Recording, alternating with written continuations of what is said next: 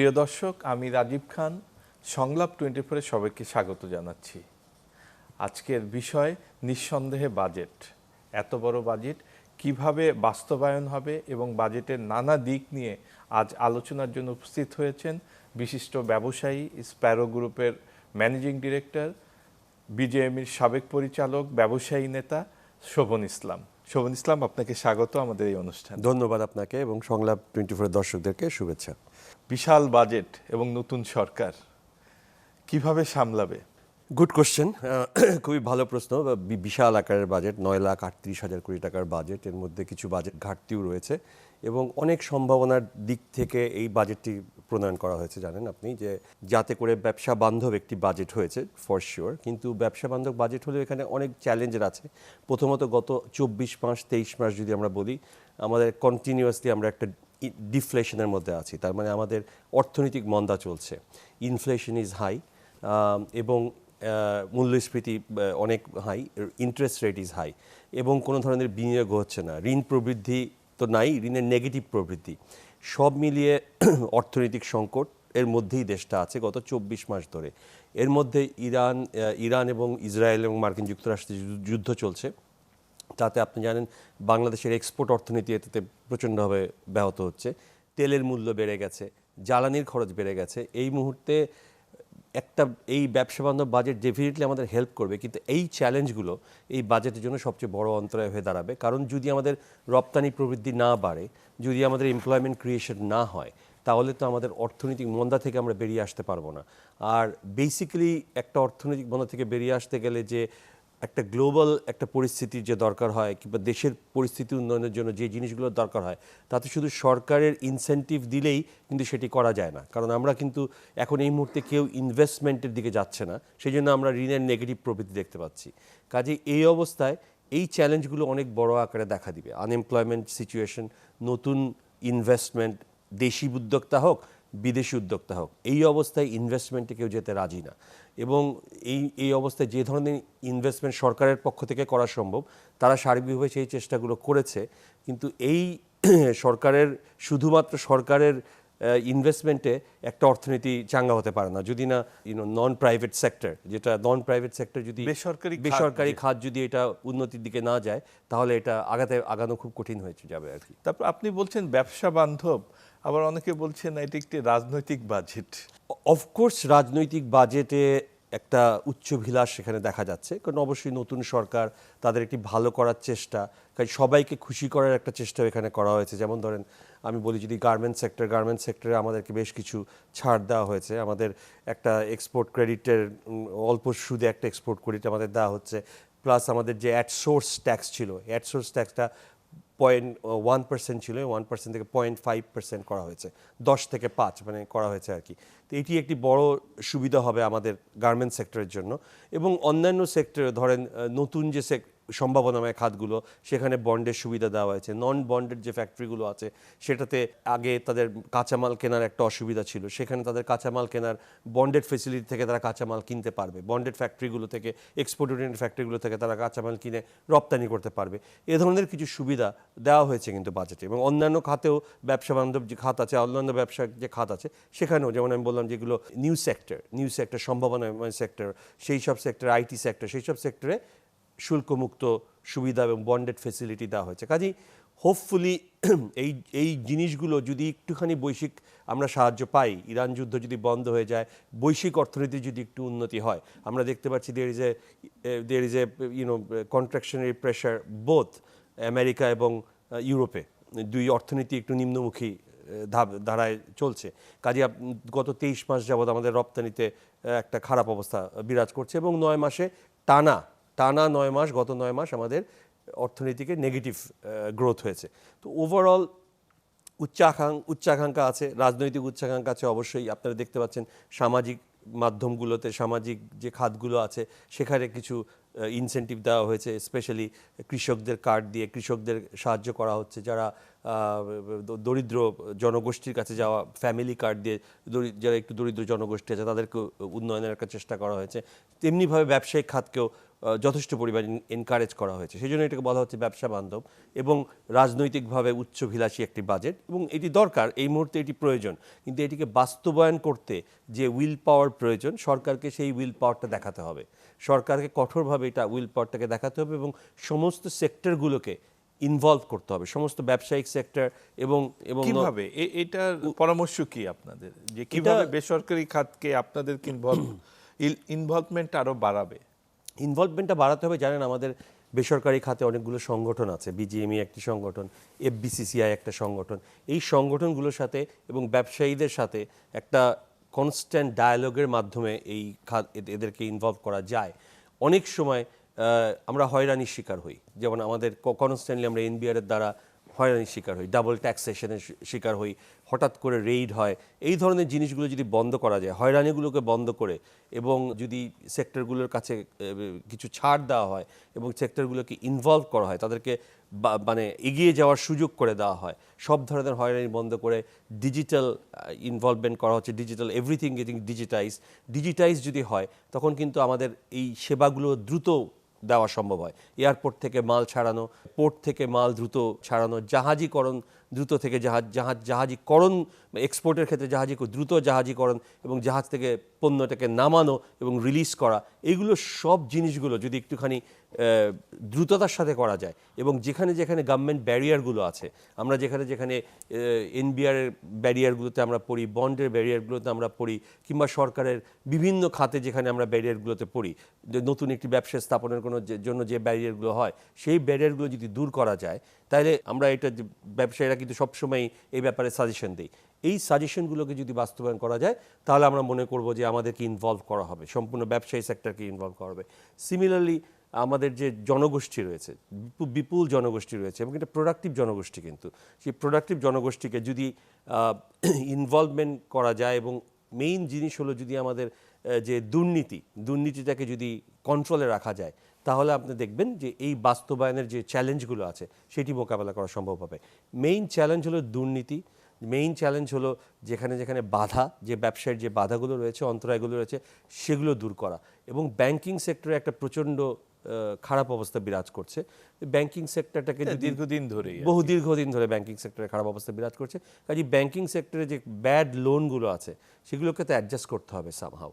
বন্ধ কারখানা চালু করার একটা উদ্যোগ নেওয়া হয়েছে। এই ধরনের কিছু পদক্ষেপ যদি সত্যিকার অর্থে বাস্তবায়িত হয়, যেখানে আমাদের উইদাউট এনি করাপশন এবং আরও ফার্দার যে টাকা লুটিং যেটা বলি আমরা, ব্যাংক থেকে সম্পূর্ণভাবে টাকাগুলো নিয়ে গেছে, একটা ব্যবসায়ী খাতে নিয়ে যে ব্যবসা ফেল করা আর একেবারে লুট করে বিদেশে পাচার করা, সেই ধরনের জিনিস যদি কমপ্লিটলি জিরো টলারেন্স দেখিয়ে বন্ধ করা যায়, তাহলে আমরা মনে করব এই বাজেট বাস্তবায়নের যে চ্যালেঞ্জগুলো আছে, সেই চ্যালেঞ্জগুলো মোকাবেলা করা সম্ভব হবে। কিন্তু এই সবগুলো চ্যালেঞ্জই কিন্তু main point is good governance, good law and order, এবং কিছু লাক মানে যদি বিদেশের যে এখন সম্পূর্ণ বৈশ্বিক অর্থনীতিতে যে একটা প্রচণ্ড চাপ রয়েছে, সেই চাপগুলো যদি চলে যায়। আর একটি ব্যাপার হলো জ্বালানি খাত। আমাদের এই মুহূর্তে আমাদের মেইন দুটি সমস্যা হলো, একটি হলো আমাদের ব্যাংকিং সেক্টর, যে অর্থনীতি তারল্য সংকট, সম্পূর্ণ জায়গায় একটি তারল্য সংকট রয়েছে। আর একটি হলো আমাদের যে জ্বালানি খাত, আমাদের বিদ্যুৎ এবং জ্বালানি। এই বিদ্যুৎ এবং জ্বালানিতে আমাদের যে বৈদেশিক নির্ভরতা, সেখান থেকে বেরিয়ে আসতে হবে, আমাদের গ্রিন এনার্জির দিকে যেতে হবে, এবং সেইটার জন্য যত রকম কিছু করা দরকার সেটি করতে হবে। আমাদের জ্বালানি এখন কমপ্লিটলি কয়লা এবং তেল নির্ভর, এবং যে প্ল্যান্টগুলো রয়েছে সেগুলো সব কুইক রেন্টাল প্ল্যান্ট। আমাদের এইখান থেকে বেরিয়ে আসতে হবে। আমাদের যে একটি আমাদের যে একটা পারমাণবিক বিদ্যুৎ কেন্দ্র স্থাপন হয়েছে, সেটিকে দ্রুত চালাতে হবে। আমাদের কয়লার ক্ষেত্রে একটা পলিসি, আমাদের এখনও কিন্তু কোনো কোল পলিসি দেওয়া হয় নাই, সেই কোলের একটি পলিসিতে যেতে হবে। এবং যেভাবে সম্ভব আমাদের আমাদের যে জ্বালানি তেল আছে, সেই তেলটি যত কম মূল্যে কেনা যায় সেটি কেনার চেষ্টা করতে হবে। জানেন, এই মুহূর্তে তেলের দাম প্রায় 45-50% তেলের দাম বেড়ে গেছে। 90 টাকা থেকে এটা 140, অলমোস্ট ডাবল হয়ে গেছে। কাজেই এই অবস্থা যদি চলতে থাকে, তাহলে এটা সরকারের জন্য অত্যন্ত দুরূহ হয়ে যাবে। তো আমরা আশা করব দ্রুত ইরান এবং আমেরিকা এবং ইসরায়েলের যুদ্ধ চলছে, সেটি একটি অবসান হবে, এবং ইউক্রেনের যুদ্ধ চলছে, সেটিরও একটি অবসান হবে। এই দুটি যদি অবসান হয়ে বৈশ্বিক যে মন্দাভাব, সেই মন্দাভাবটি যদি একটুখানি কমে, তাহলে that will help us tremendously.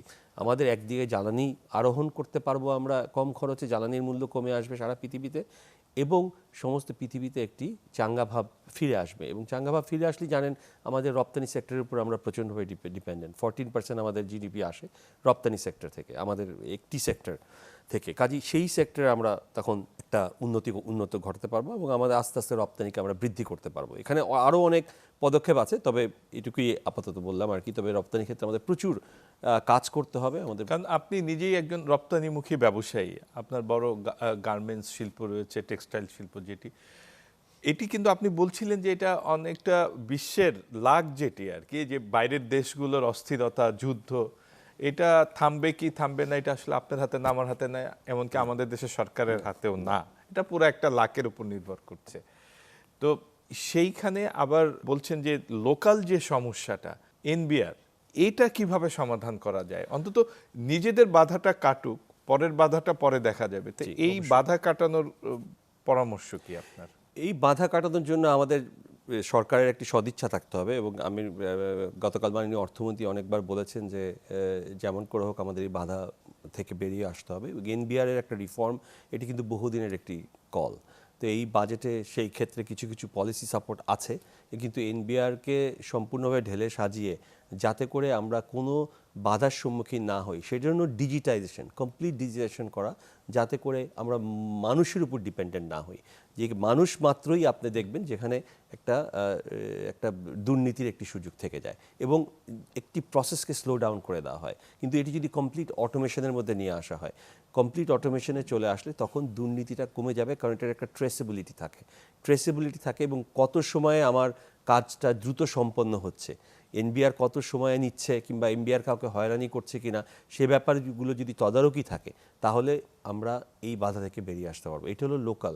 আরেকটি হলো জ্বালানি যদিও বিদেশের উপর ডিপেন্ডেন্ট, আমরা বৈশ্বিকভাবে জ্বালানির আরোহণ করি, আমাদের কিন্তু লোকালিও প্রচুর পরিমাণ আমরা গ্যাস নিজেরা আরোহণ করি, কিন্তু সেই গ্যাসের যে সেই এক্সপ্লোরেশন গত 5 বছরে কিন্তু কোনো ধরনের নতুন এক্সপ্লোরেশন করা হয় নাই, নতুন কোনো কূপ খনন করা হয় নাই। কাজে দ্রুত আমাদের, কিন্তু বলা হচ্ছে বাংলাদেশ গ্যাসের উপর ভাসছে, একসময় বলা হতো, এটা কিন্তু শুনি একসময় বলা হতো, কিন্তু এখন তো আমরা জানি যে আমাদের গ্যাসের স্বল্পতা রয়েছে। কিন্তু গ্যাসের স্বল্পতা যে রয়েছে এটিও কিন্তু আমরা কমপ্লিটলি 100% সিউরিটি নিয়ে বলতে পারবো না, কারণ আমরা কিন্তু এক্সপ্লোরেশনে যাই নাই।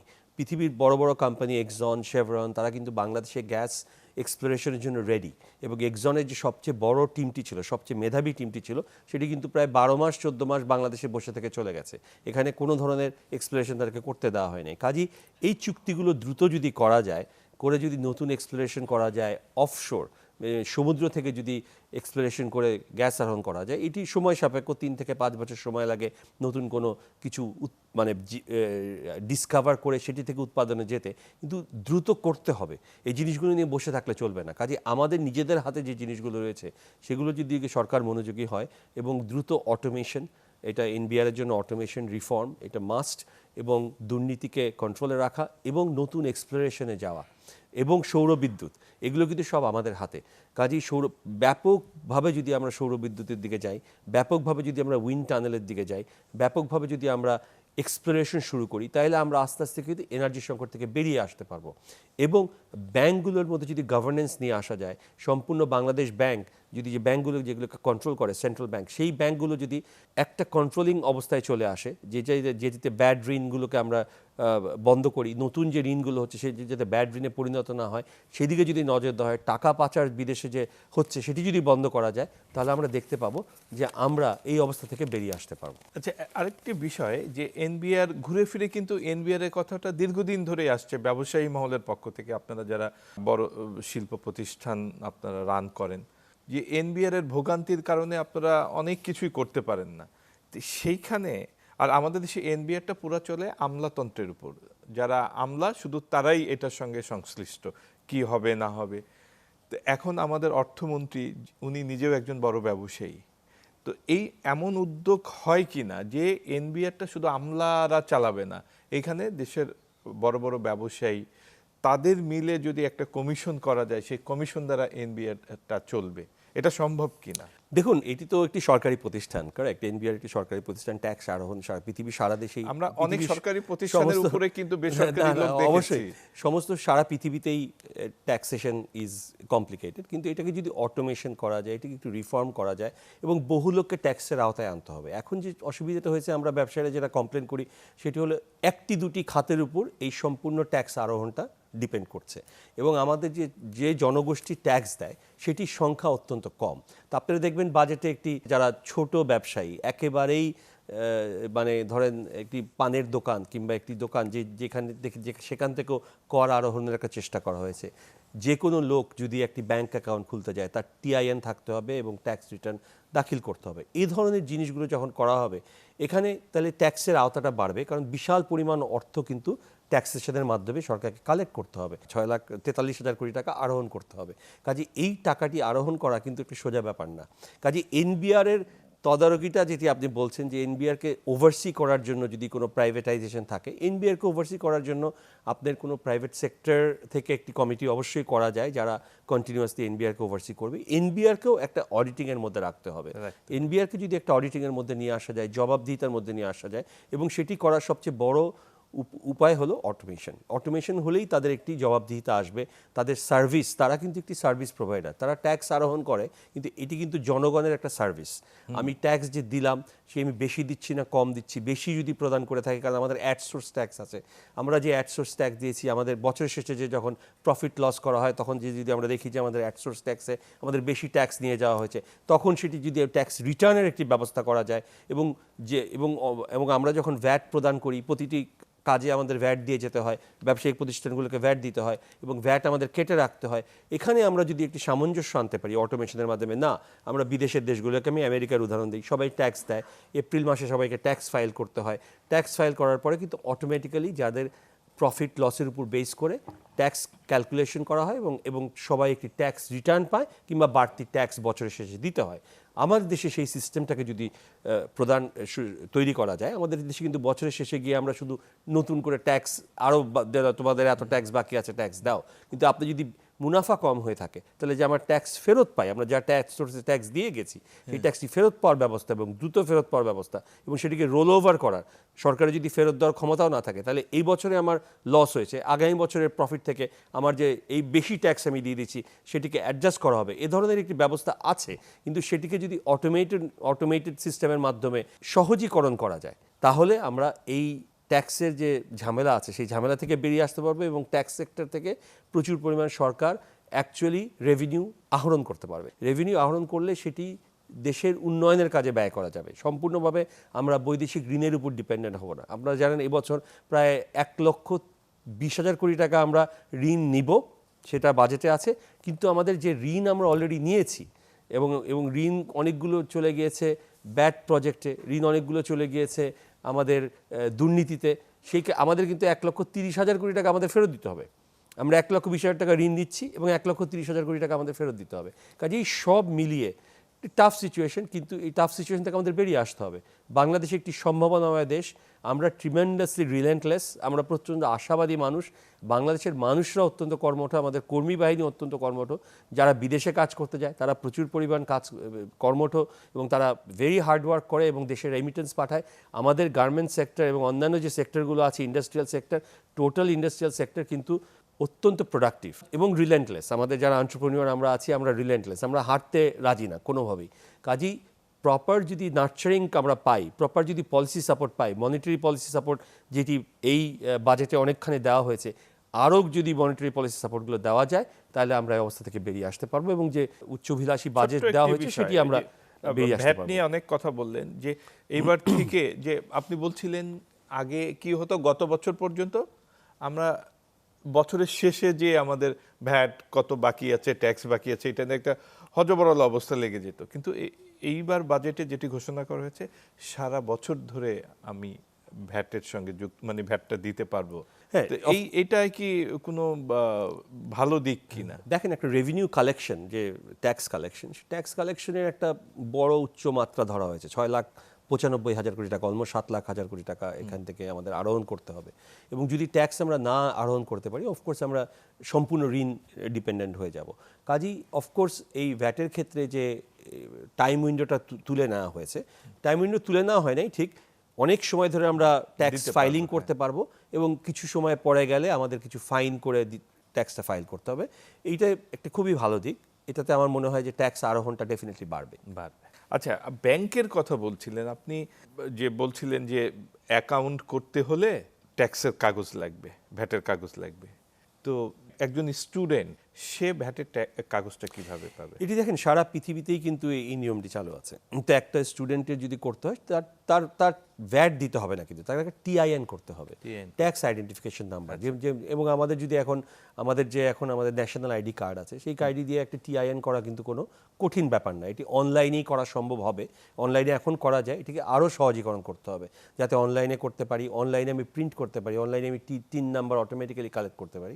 এই ধরনের সুযোগ সুবিধা যদি করা যায় তাহলে যে কোনো লোক একটি ফোনের মাধ্যমে, ডিজিটাল অ্যাপের মাধ্যমে একটি টিন ওপেন করতে পারবে। হ্যাঁ, সেরকম ব্যবস্থা যদি করা যায় তাহলে আমার মনে হয় আমরা যদি কমপ্লিট প্রসেসটাকে ইজি করে ফেলতে পারি তাহলে এটা কোনো অন্তরায় হবে বলে আমি মনে করি না। আরেকটি বিষয় খুবই গুরুত্বপূর্ণ, আপনার আলোচনা আপনি বেশ কয়েকবার উল্লেখ করেছেন, ব্যাড লোন। এই যে ব্যাড লোনগুলো কিভাবে রিকভারি সম্ভব? দেখুন, যে ব্যাড লোন যেটি এখন কারখানা বন্ধ হয়ে গিয়েছে সেগুলো আপনি রিকভার কিছু হলেও অ্যাসেটের মাধ্যমে করতে পারবেন, কিন্তু ব্যাড লোন আমরা তখনই বলি যেটি হলো আমরা যে লোনটি দিয়েছি, ধরুন আমি 100 টাকা লোন দিয়েছি, সাধারণত loan is backed up by কোনো অ্যাসেট। আমি 100 টাকার লোন নিব, আমাকে 100 টাকার অ্যাসেট ব্যাংকের কাছে জমা রাখতে হবে, গচ্ছিত রাখতে হবে, কিংবা কিছু একটা দিয়ে আমাকে 100 টাকা না হলেও 90 টাকার অ্যাসেট আমার ব্যাংকের কাছে গচ্ছিত রাখতে হবে। কিন্তু যে লোনগুলো দেওয়া হয়েছে সেটি কমপ্লিটলি জিরো অ্যাসেট বেসড, যেটাকে আমরা ব্যাড লোন বলছি, এবং এইটি এখন 38% ছাড়াই গেছে। আগে কিন্তু সেটি পৃথিবীর অন্যান্য দেশে যদি আপনি দেখেন এটি 2 থেকে 3%, বাংলাদেশে যে 6 থেকে 7% ছিল ব্যাড লোন, সেটি এসে দাঁড়িয়েছে এখন 30%-এর উপরে। হ্যাঁ, তো একটি দেশের এবং কোনো ব্যাংকে এটি 68% এবং কিছু ব্যাংক আছে যেটা 95%। তো মানে সব লোনই ব্যাড লোন। এটি তো গত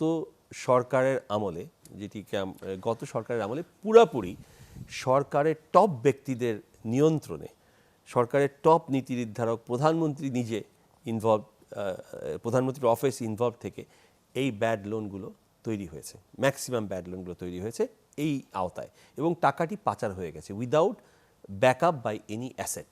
যখন কোনো অ্যাসেট নাই, এটাকে আপনি রিকভার কীভাবে করবেন? যদি অ্যাসেট থাকতো, কিছু অ্যাসেট বিক্রি করে রিকভার করা যেত।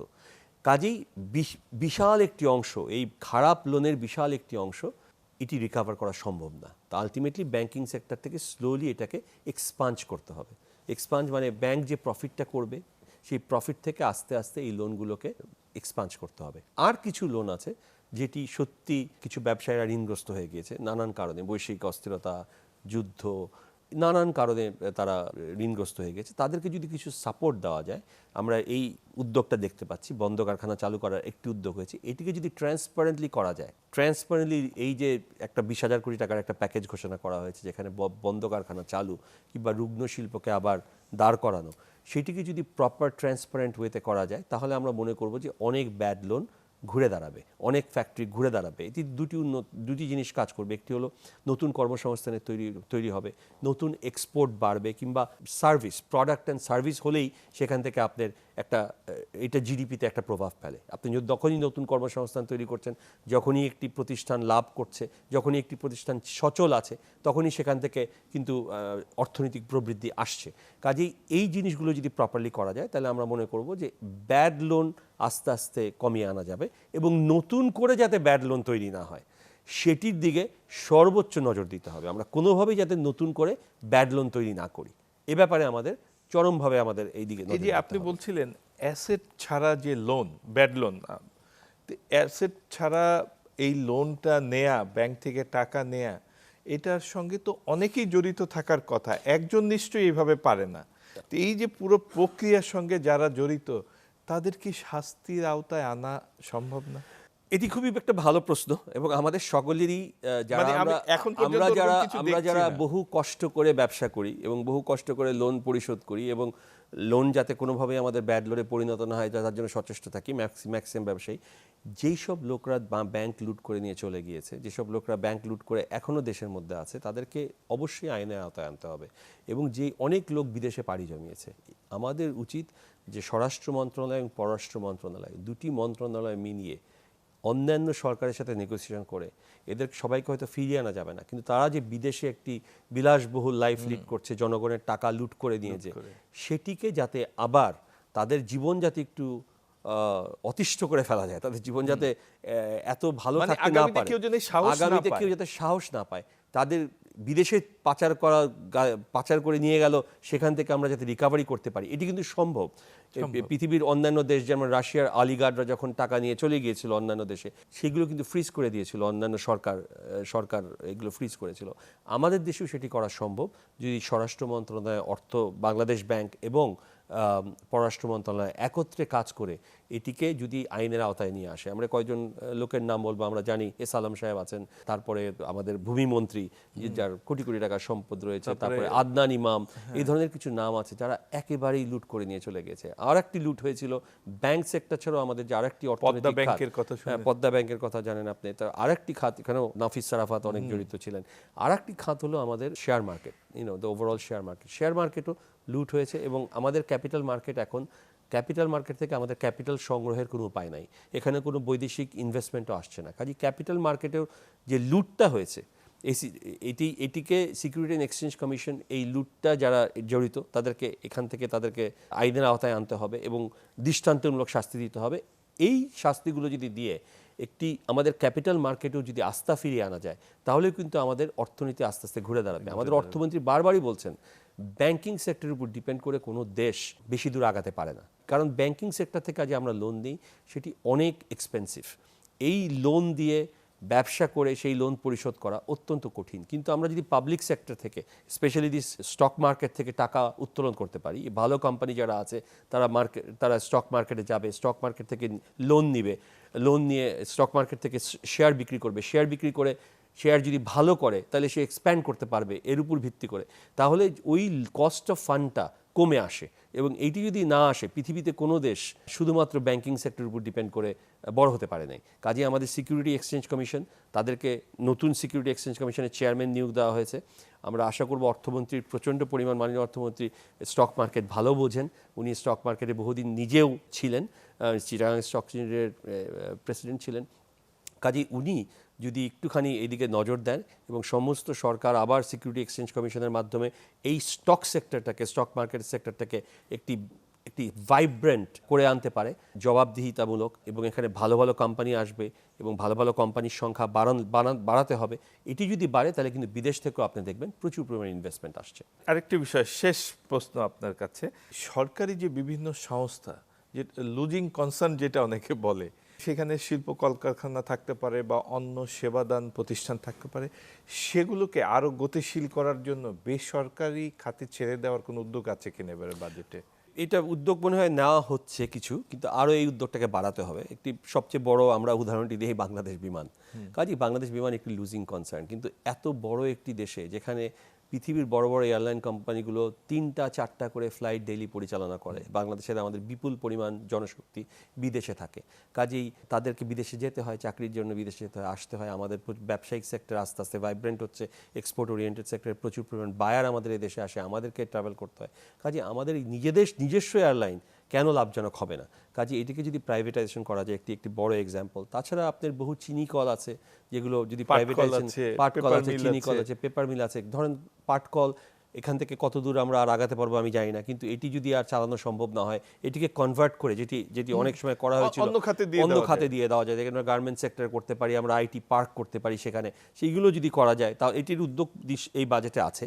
এটি যদি ট্রান্সপারেন্টলি করতে হবে, যা কিছুই করি যদি ট্রান্সপারেন্টলি করা যায়, তাহলে বেসরকারি খাতের যে সরকারি খাতের যে অলাভজনক প্রতিষ্ঠান আছে সেটিকে প্রচণ্ডভাবে একটি প্রোডাক্টিভ সেক্টরে নিয়ে আসা সম্ভব।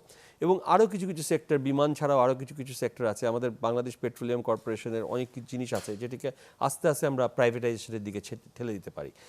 যদিও বিদ্যুৎ সেক্টর এখন টোটালি প্রাইভেটাইজেশনের দিকে চলে গিয়েছে, এ ধরনের কিন্তু আরও এখানে অপরচুনিটি রয়েছে। সরকারের নিজস্ব বিদ্যুৎ উৎপাদন করার কোনো দরকার নেই, এটি শেয়ার মার্কেটে দিয়ে, ধরেন আমরা নতুন পারমাণবিক বিদ্যুৎ কেন্দ্র করলাম, এটিকে কিন্তু শেয়ার মার্কেটে নিয়ে আসা যায়। এবং এবং আমরা সেতুগুলোর কথা বলি, আমাদের আরও অনেক সেতু নির্মিত হয়েছে, আরও সেতু নির্মাণ করতে হবে, সেগুলোও কিন্তু শেয়ার মার্কেটে নিয়ে আসা যায়। শেয়ার মার্কেটে নিয়ে আসলে তখন আমাদের বিদেশ থেকে যে লোন আরও নিয়ে আমাদের ইনফ্রাস্ট্রাকচার তৈরি করা সেটির করতে হবে না। আমরা যে এক্সপ্রেসওয়েগুলো করছি, টোলওয়েগুলো করছি, সেগুলোকে সম্পূর্ণভাবে we can bring it to the stock market, এবং এগুলো সম্পূর্ণ পাবলিক ফান্ড থেকে এগুলো তৈরি করা সম্ভব।